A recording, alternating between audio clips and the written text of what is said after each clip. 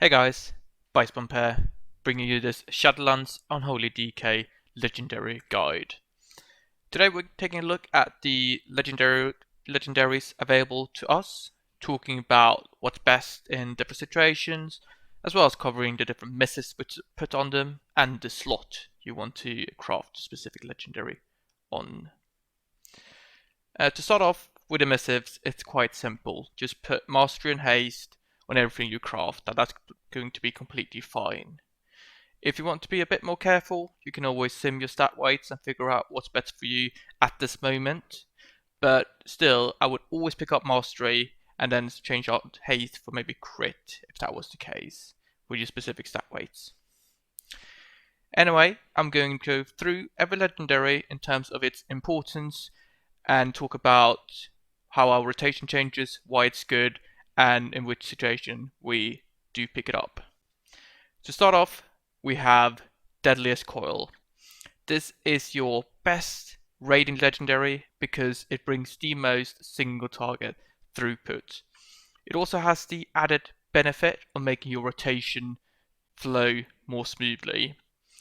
10 runic power off the Death Coil is quite significant, and you will notice when you equip this legendary, you will have much fewer gaps. When you talk about what actually changed in rotation, it's all kind of passive. So with cheaper death calls, we'll be able to put out more death calls. This means that dark transformation cooldown is reduced to a more significant degree. This means that lining up Unholy Blight and dark transformation becomes easier.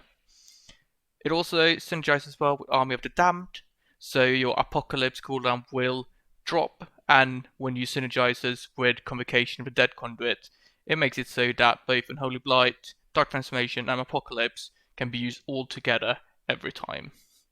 This is also true when picking up other legendaries, but it doesn't synergize as well, so you get a larger gap between user cooldowns, and that's why it's generally not performing as well as Deadliest Coil in just that specific regard. It's a couple of percent better than the second best option in raiding, especially with high gear. The higher gear you get, the larger the gap is going to be. You might see contradictory simulations on this, but that's usually because maybe your off pieces on the specific slot you have in legendary are better or worse when you swap it out, stuff like that. You would see everyone running this legendary in raiding, and it's because it is the best single target throughput. For Mythic Plus, it is still solid, especially on tyrannical weeks when you can leverage that single target throughput to deal high damage on the bosses. However, it doesn't do as well in AoE. Still, it does scale in AoE because the increased duration of Dark Transformation obviously helps with AoE damage. On that note, there's one priority change when you have Deadliest Coil equipped at 4 or less targets. You always hit Death Coil when Dark Transformation is up. This is because you want to increase the duration of Dark Transformation to deal more AoE damage. So generally, at 3+ targets, you're going to swap over to Epidemic, but if you have Deadliest Coil, stay with Death Coil, use Death Coil a lot more. When it comes to the slot to put it on the chest piece, you get the most stats that way. Now on to the second most important legendary, and that's Frenzied Monstrosity. This is second best in raiding because it deals solid single target damage. It's close to Deadliest Coil, but not quite there. It also scales very well in AoE. But, we generally don't pick it, even though it might have more overall AoE damage, because we want that single target priority damage. That's what we value in raiding. In Castle Raphria, if I were to pick up this legendary, I would use it on Huntsman. Due to the 2-target cleave, it's very quite powerful there, as well as Sludge Fist. As Sludge Fist, we pick it up for 2 reasons. One, it gives us better on-demand burst during the windows where we hit the boss very hard when it takes more damage. Furthermore, we kind of lose the value of Deadliest Coil since we hold our cooldowns for every pillar. Deadliest Coil is better because one reason it's good is because it allows us to use the Blight, Dark Transformation, Apocalypse combo more frequently.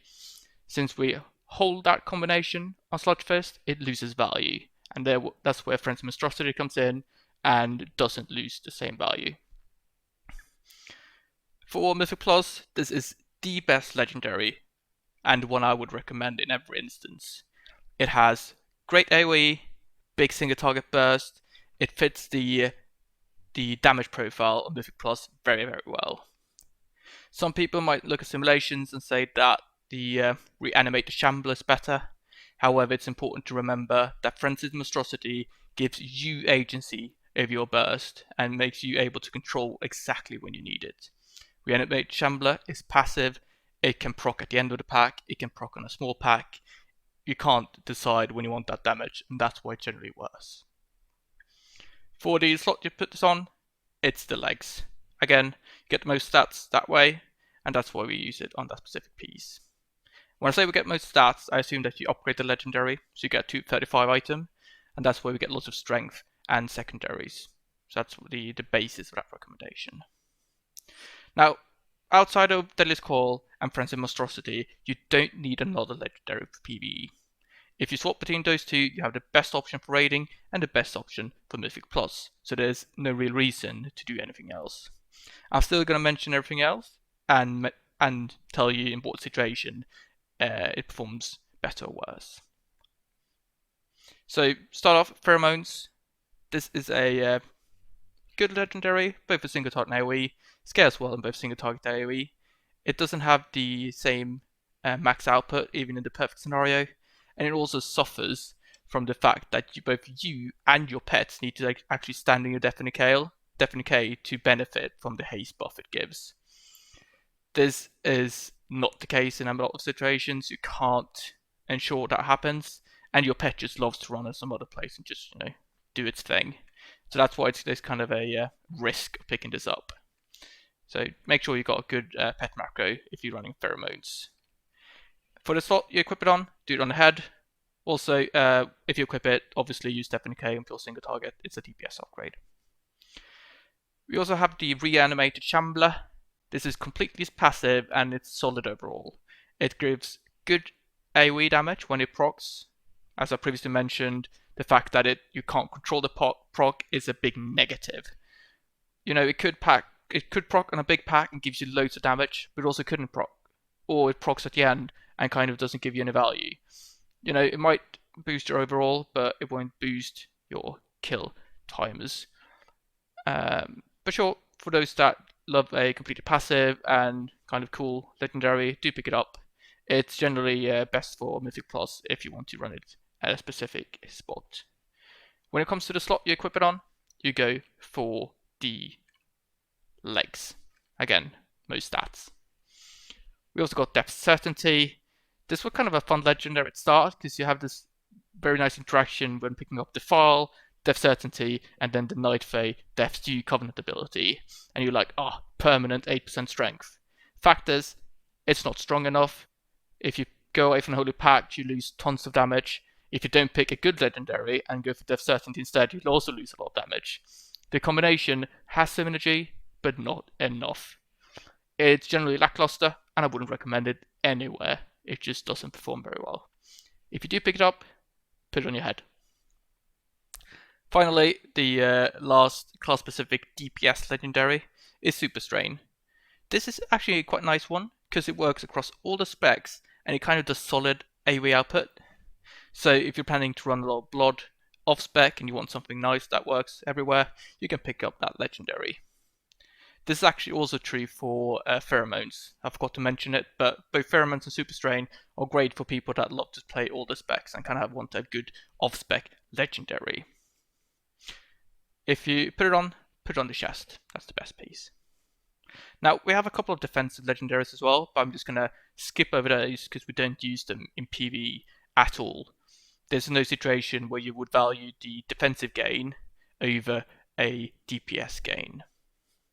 Also, we have a couple of legendaries that are shared between classes. Do not recommend picking these up at any instance. They are simply not a good DPS upgrade. Right, so that was everything I have for you today. Quite a quick video. The large takeaway is to pick up Deadliest Coil for raiding and Frenzied Monstrosity for Mythic Plus. Also remember that priority change in AoE when we use Death Coil over Epidemic at 4 less target with Deadliest Coil. Also, if you want to do min-max, Frenzied Monstrosity is great for Huntsman and Sludge Fist and Raid. Anyway, if you have any questions or any comments, do leave them down below. You can always find me on the Acris Discord, and I'm more than happy to answer any questions you have there. Also, you can find me streaming often on Wednesdays and Sundays over at twitch.tv/biceppump. Do consider subscribing if you want to see more of this kind of content. And yeah, that's it. Do leave an upvote, downvote, depending on what you thought about this video. Anyway, thank you very much for watching, and stay tuned for more content. Thank you.